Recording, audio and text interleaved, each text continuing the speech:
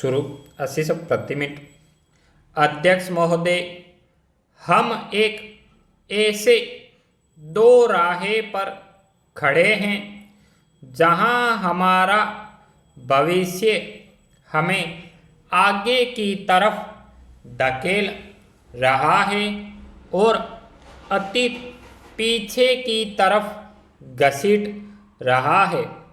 हम इस उलझन को किस तरह सुलझाएं और अपने जीवन का ऐसा ढांचा तैयार करें जिससे हमारी ज़रूरतें भी पूरी हो और हमारे मन और आत्मा को भी खुराक मिलती रहे।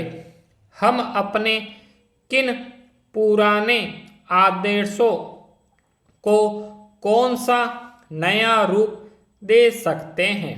हमारे देश की अपनी खास समस्याएं हैं और साथ ही हम दुनिया के बड़े बड़े मामलों में उलझे हुए हैं।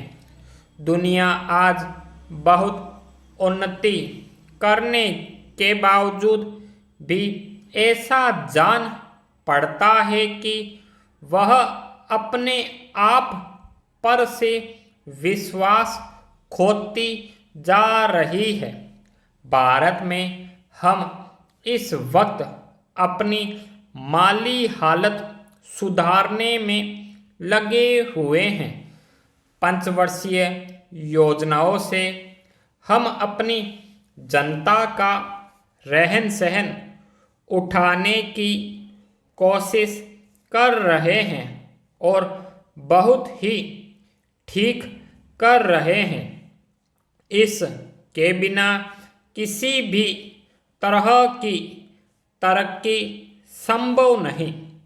कल्याणकारी राज्य का आदर्श तो अच्छा ही है, फिर भी यह एक थोथी और बेजान चीज हो सकती है, क्योंकि आज ऐसे देश भी दुनिया में हैं जो इस उद्देश्य को पा चुके हैं, पर उनके सामने भी नए नए सवाल और नई नई समस्याएं आ गई है और इन समस्याओं को वे मशीनों से या माली हालत सुधार कर सुलझा नहीं पाए।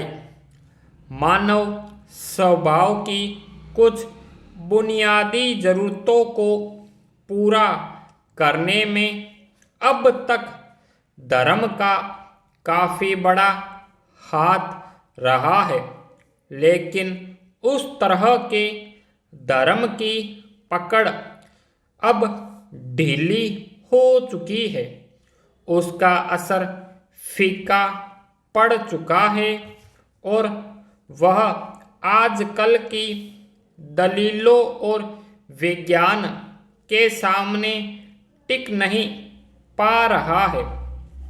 धर्म में विश्वास हो या न हो, पर मनुष्य के लिए किसी ऐसे आदर्श में विश्वास रखना जरूरी है जिससे जीवन का रस मिलता रहे और जो हमें आपस में मिलाए रखे। पेरा, हमें तो आगे की तरफ देखना है और उस के लिए पूरे जोश और विश्वास के साथ काम करना है। हमें साथ ही अपनी पिछली विरासत को भी कायम रखना है और उसी से शक्ति प्राप्त करनी है। परिवर्तन जरूरी है, मगर अपने पुराने इतिहास से मुंह मोड़ना अपनी ही जड़ों को खोदना है।